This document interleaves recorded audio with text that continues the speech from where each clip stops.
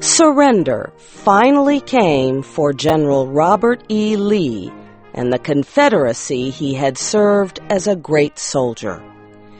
It was mostly his military skill and intelligence that kept the South in the field so long. But even his extraordinary skill could not save the South from the industrial power of the North and its mighty armies that were well-fed and well-equipped. This week in our series, Stuart Spencer and Leo Scully continue the story of the American Civil War.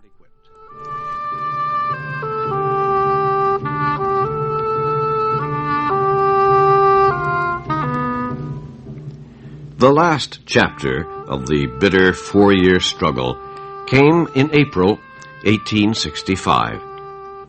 General Grant had pushed Lee's army away from Richmond and nearby Petersburg, Virginia. His Union forces had kept after the Confederates for almost a week. Lee fled westward across Virginia. His tired, hungry soldiers tried to turn south, to reach safety in the Carolinas. But always, the Union Army blocked the way.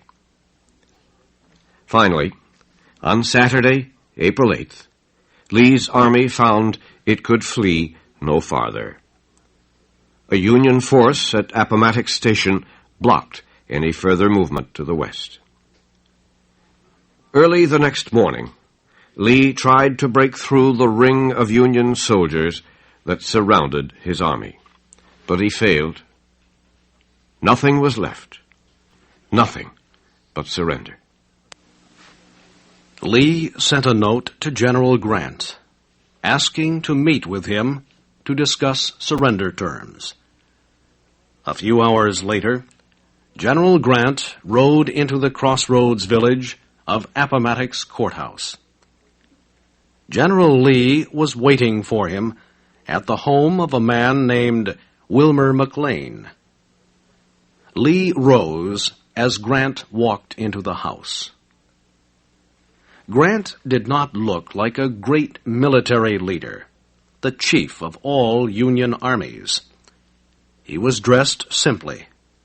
His clothes were the same as those worn by the lowest soldiers in his army. His boots and pants were covered with mud.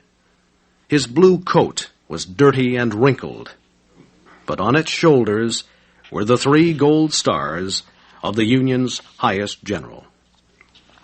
Lee was dressed in his finest clothing. He wore a beautiful gray coat with a red sash tied around it. At his side, he carried an ivory and silver sword. The two generals greeted each other and shook hands. Grant said, "I met you once before, General Lee, while we were serving in Mexico. I have always remembered your appearance.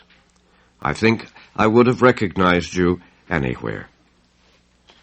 Lee said, "Yes, I know I met you then, and I have often tried to remember how you looked, but I have never been able to remember a single feature." Grant continued to talk of their service in the Mexican War. He said later that he did so because he was finding it difficult to bring up the question of surrender. Lee took part in the light talk for several minutes. Finally, he said, "I suppose, General Grant, that the purpose of our meeting is fully understood. I asked to see you to learn upon what terms you would receive the surrender of my army." Grant answered, "The terms I propose are those I offered in my earlier note to you. That is, the officers and men surrendered will not take up arms again, and all your weapons and supplies will become captured property." Lee said those were the conditions he had expected. He asked Grant to put the terms in writing so he could sign them. "Very well," said Grant. "I will write them out." It took him several minutes to write the surrender agreement. Only once did he look up. He had just written the sentence, "The arms, artillery, and public property will be given over to the Union Army." Grant stopped writing and looked over at the sword the old general wore. He decided there was no need to hurt Lee's pride by taking away his sword. So he added, "This will not include the sidearms of the officers, nor their horses, or other private property. Each officer and man shall be allowed to return to his home. He will not be disturbed by United States authorities as long as he honors this agreement and obeys the laws where he lives." Grant gave the paper to Lee. Lee read it slowly. When he finished, Grant asked if the Confederate general wished to propose any changes. Lee was silent for a moment. "There is one thing," he said. "The cavalrymen and artillerymen in our army own their own horses. I would like to understand if these men will be allowed to keep their horses."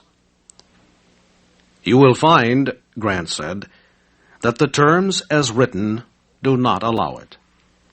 Only the officers are permitted to take their private property." "You are correct," said Lee. "I see the terms do not allow it. That is clear." Until now, Lee's face had shown no emotion. But for a moment, his self-control weakened. Grant could see how badly Lee wanted this. "Well," said Grant, "I did not know that any private soldiers owned their horses. But I think that this will be the last battle of the war. I sincerely hope so. I think that the surrender of this army will be followed soon by that of all the others. I take it that most of your soldiers are small farmers and will need the horses to put in a crop that will carry themselves and their families through the next winter. I will not change the terms as they are written, but I will tell my officers to let all the men who claim to own a horse or mule take the animals home with them to work their little farms." Lee was pleased with this. He told Grant, "This will have the best possible effect upon the men. It will be very gratifying and will do much to help our people."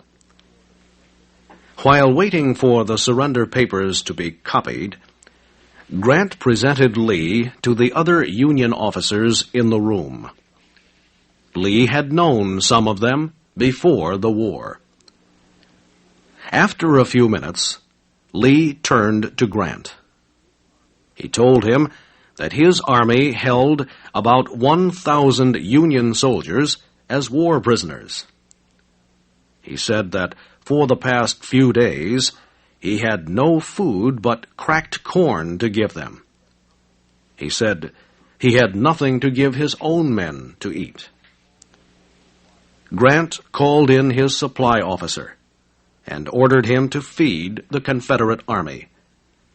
He told him to send to Lee's army enough food for 25,000 men. Finally, the surrender papers were ready. Grant and Lee signed them. Lee shook hands with Grant and walked out of the house.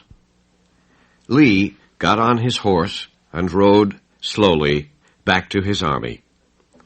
As he entered Confederate lines, men began to cheer, but the cheering died when the soldiers saw the pain and sorrow in Lee's face.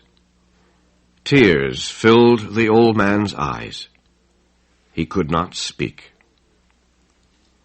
Soldiers removed their hats and watched silently as Lee rode past. Many wept. A crowd of soldiers waited at Lee's headquarters. They pushed close around him, trying to touch him, trying to shake his hand. Lee began to speak. "Boys, I have done the best I could for you. Go home now, and if you make as good citizens as you have soldiers, you will do well.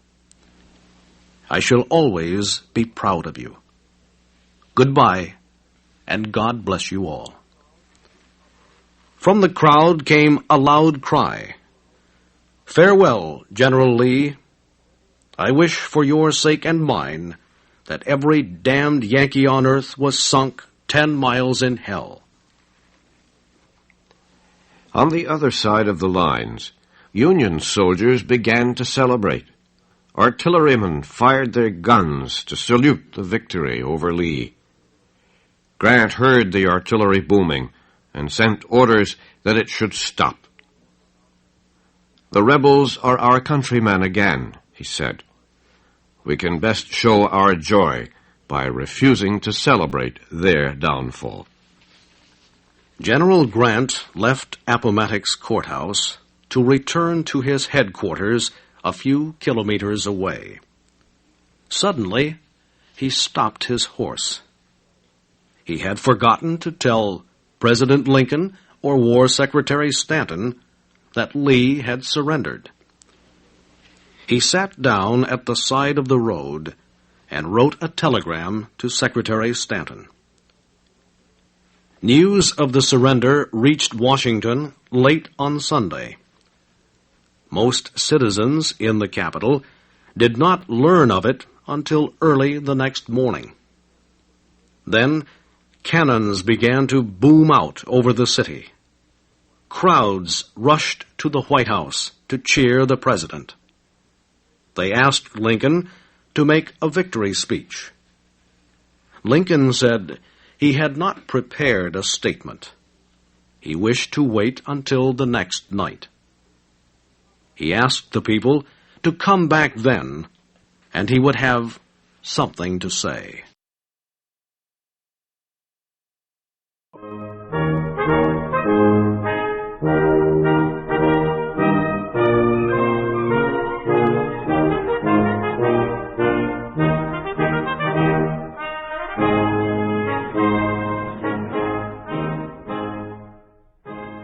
Thank you for watching. Can you do me a favor? Please leave a comment in the comment section below. That would really help. Thank you, and see you again soon.